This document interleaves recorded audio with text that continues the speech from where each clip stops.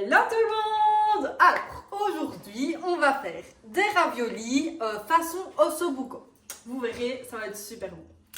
Alors, on va commencer d'abord la première étape par faire la farce qu'on va mettre dans les raviolis. Et donc, on va prendre le jarret de veau, des petites épices de Provence, de l'huile d'olive, celle-là c'est la meilleure, 2 branches de céleri, une branche de jeunes pousses d'oignon, 2 carottes, un oignon rouge, de l'ail, je pense que je vais prendre 3 gousses pour être sûr que ça ait du goût, un bouquet garni, du vin, donc moi j'ai pris une petite bouteille de 375 ml,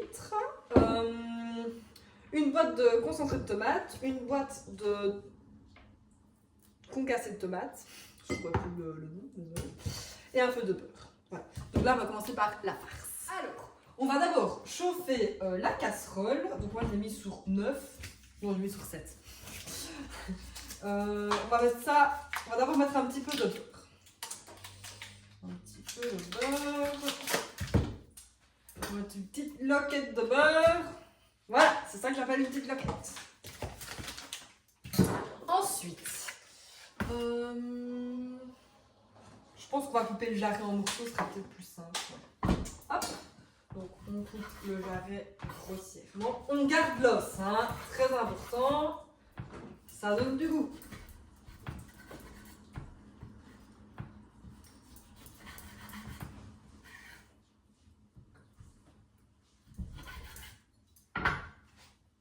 Voilà, donc une fois qu'on a coupé le jarret grossièrement, on va le mettre dans le beurre. En fait, je vais mettre sur 9. Voilà, donc, on attend que ça crépite un petit peu avant de mettre le jarret. On va couper les branches de céleri, les carottes, enfin les légumes quoi. Hop. On change de planche ou alors on la nettoie. Voilà. Donc là on va couper aussi grossièrement.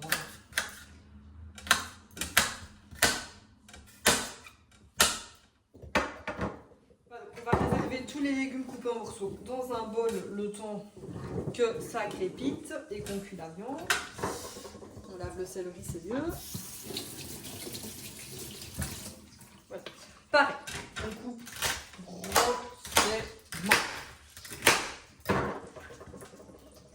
Hop, hop, hop, hop. On lave les carottes et on les coupe entièrement. Voilà, on les épluche même pas. Hein. Hop. On entend que ça crépite, donc on va mettre la viande. Hop. Et on met de côté. Voilà, donc on met le jarret dans la casserole. On n'oublie pas l'os et la moelle. Et ça part à la vaisselle. Voilà, donc là on va laisser saisir la viande. On va rajouter un peu d'huile d'olive. Oui, je sais, on a mis du beurre avant, mais c'est pas grave. Ça donne du goût. Voilà, donc une fois que ce sera bien doré, là on va rajouter tous les légumes en morceaux, on les mettra dans la casserole. Et maintenant on attend un petit peu.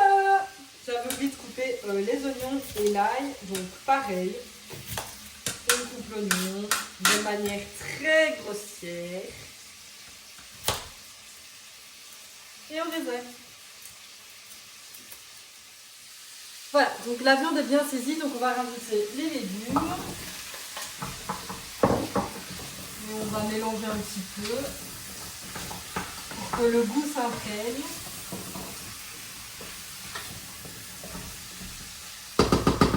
Voilà, donc on va laisser crépiter tout ça pendant 5 minutes. Voilà, donc ensuite, on va rajouter le vin rouge. Mais attention parce que je n'ai pas ouvert la bouteille.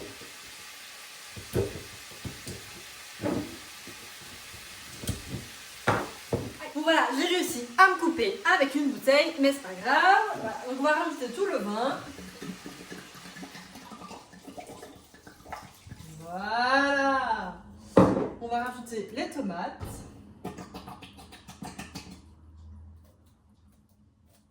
Et le concentré de tomate. On met tout. Hein.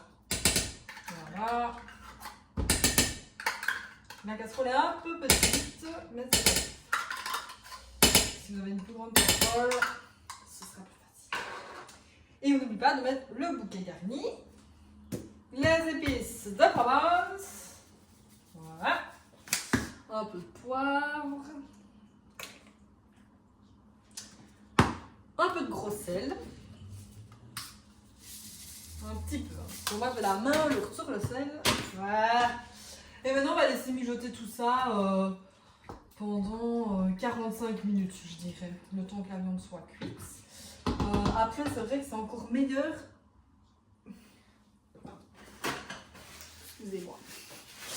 C'est encore meilleur quand on la laisse vraiment mijoter longtemps à basse température. Mais là, j'ai pas le temps. Alors, il me faut un couvercle. De préférence de la bonne taille. J'ai toujours l'art de choisir. Ah, c'est parfait. Voilà, donc on va laisser mijoter à feu moyen, donc je dirais sur 6 pendant 45 minutes, voire 1 heure. Mais je pense que 45 minutes, c'est déjà pas mal. Voilà. En attendant, je vais ranger tout ça et on va commencer à faire la pâte à ravioles. Donc vous aurez besoin d'œufs, farine et du colorant noir. Oui, parce que là, je vais vous mettre une petite touche d'originalité et les faire en noir. On va voir ce que ça donne, j'ai jamais fait. Donc, du colorant noir en poudre. Il faudra un œuf pour 100 g de farine. Ici, je vais faire pour 3-4 personnes, donc on va dire 3 œufs et 300 g de farine. Voilà. L'œuf en entier. Oui, là, j'avoue que normalement, la vraie recette, il n'y a pas besoin du blanc d'œuf, mais j'ai déjà essayé plein de tentatives, mais c'est trop sec avec juste le jaune d'œuf. J'y arrive pas. Donc voilà. Donc j'ai décidé de mettre le blanc d'œuf. Voilà.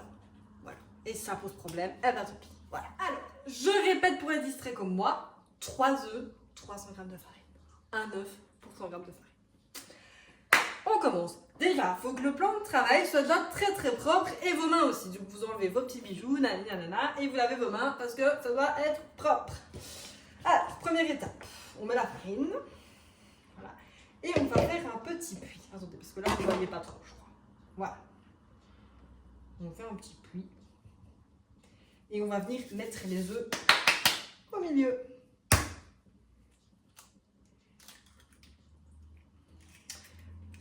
Un, 2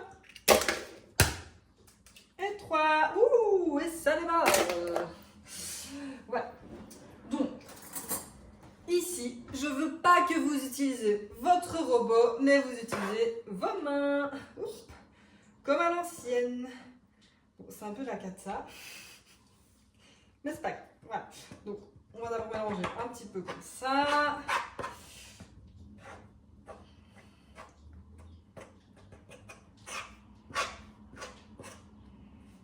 En gros, vous allez vraiment travailler la pâte pendant 5 à 10 minutes avec vos mains.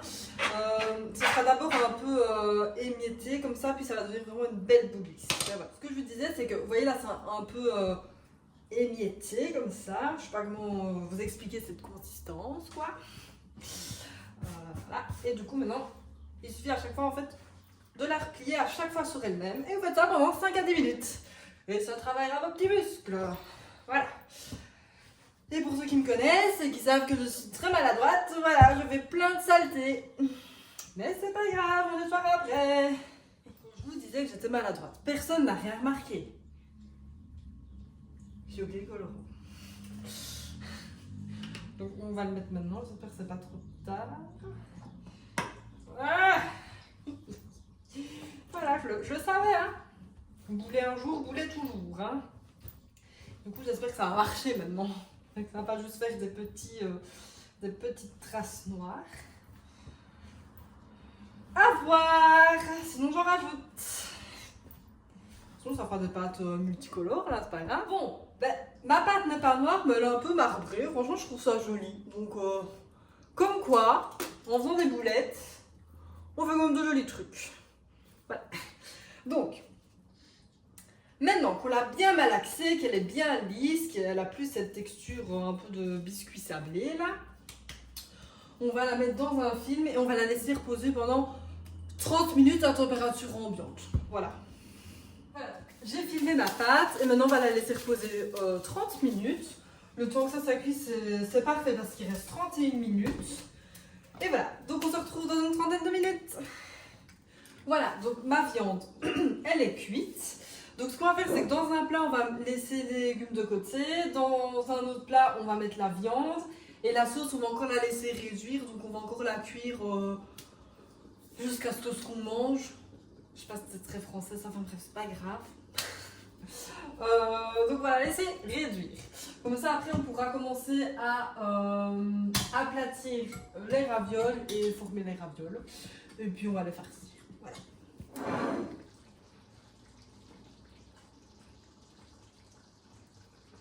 Voilà, donc ici on va mettre la viande, comme ça après on va pouvoir la couper en tout petits morceaux.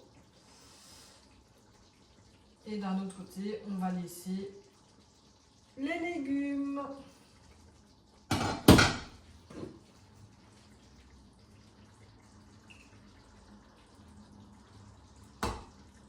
Voilà, donc les légumes, on va les laisser de côté, ce sera pour le dressage. Maintenant avec la viande, moi ce que je vais faire, c'est que je vais enlever la moelle et je vais la mettre dans la sauce. Ça donnera un peu de goût. Donc pour ceux qui n'aiment pas la moelle, que ça les dégoûte, bah ne le mettez pas. Moi je pense que ça peut être bon. Voilà, donc je vais mettre la moelle dans la sauce. Voilà. Ça donnera du goût. De toute façon la sauce on va la broyer après donc. Voilà. C'est chaud. Voilà.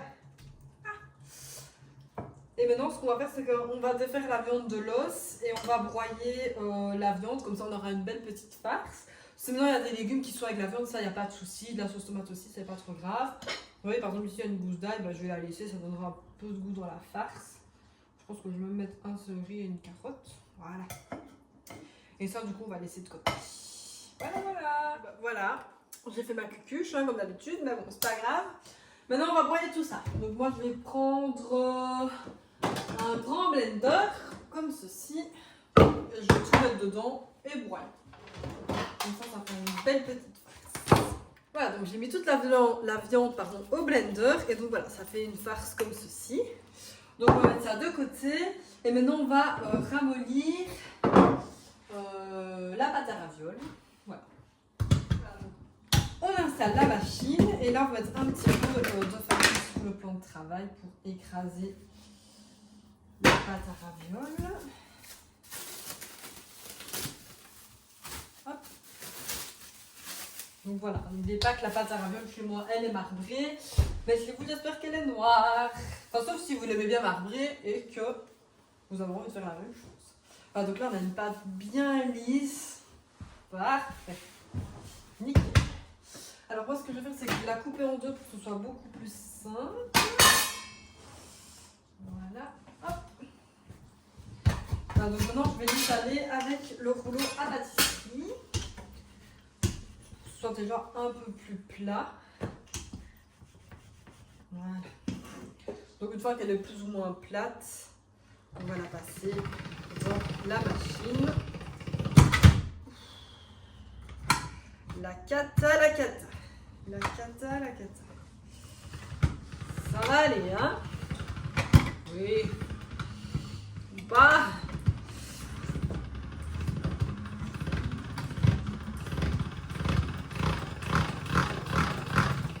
Voilà, donc en fait, vous passez dans le premier écran et puis vous remettez à chaque fois de plus en plus serré, quoi.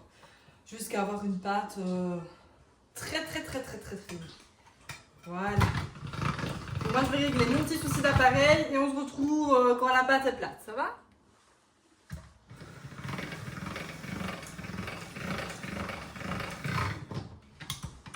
Voilà, une fois que votre pâte est très fine, il suffit de la couper avec des emporte-pièces. Moi je crois que je vais prendre cette taille-là, j'aurais voulu faire celle-là mais elle sera un peu trop grande. Donc voilà, la taille que vous voulez, la forme que vous voulez, hein. Si on veut dire carré, faites carré. Voilà, donc j'ai coupé toutes mes pâtes. Maintenant, on va farcir. Donc, on va juste prendre la farce qu'on va venir déposer au centre de la raviole.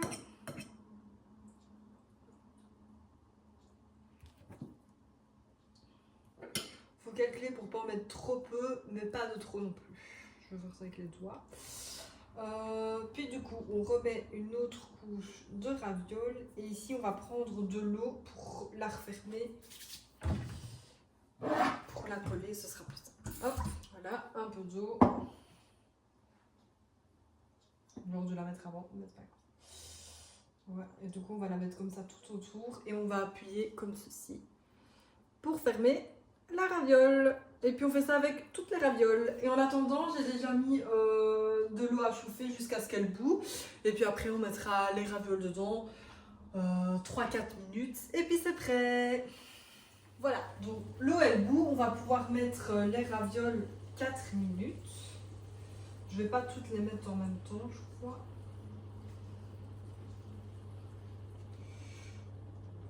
Je vais mettre la moitié.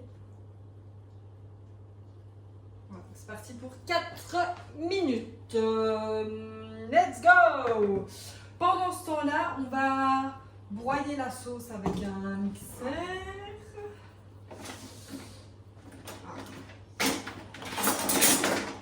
Hop. C'est un peu au bazar. Hein? Voilà. Ça, on va mettre là. Hop. On va pas le mettre trop fort.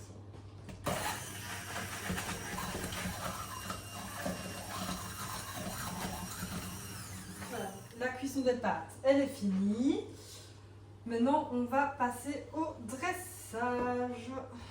Je vais juste mettre toutes les pâtes dans un plat. Hop.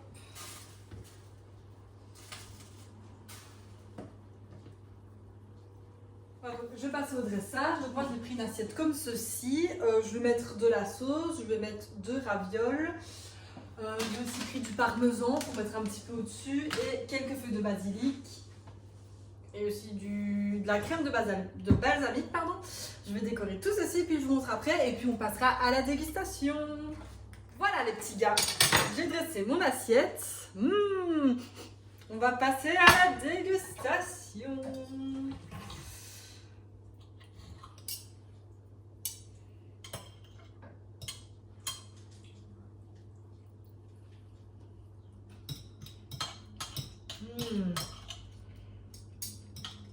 Vraiment une tuerie, hein.